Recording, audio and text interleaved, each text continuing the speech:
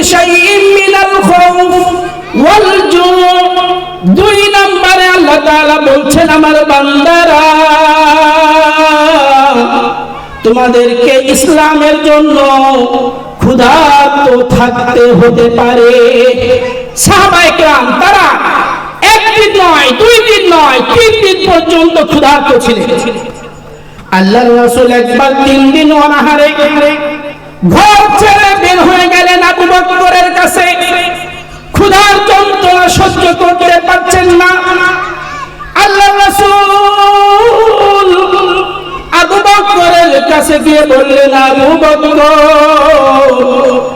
আমি তোমার কাছে এসেছি, তোমার সাথে রাস্তায় দেখা হয়ে গেল। আবু বকর বলছেন, ইয়া রাসূলুল্লাহ আমি তো আপনার সাথে দেখা করতে চাচ্ছিলাম। আল্লাহর রাসূল বললেন, কেন?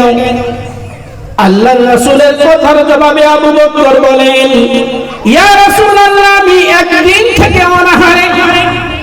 এবার আল্লাহর রাসূল কিভাবে আবু বকরকে বলবেন, আবু বকর আমি তো তোমার কাছে কিছু খাবারের জন্য যাচ্ছিলাম।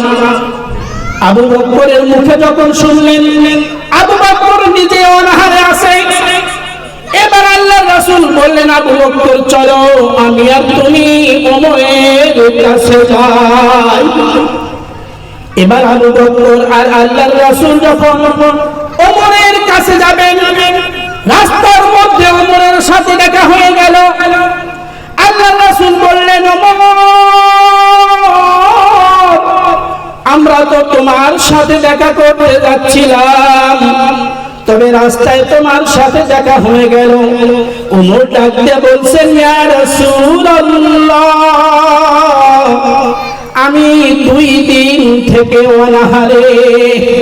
সাহাবায়ে কেরাম তারা একদিন নয়, 2 দিন নয়, 3 দিন পর্যন্ত অনাহারে থাকতেন, তবুও তারা ইসলাম ধর্ম ছেড়ে দেননি।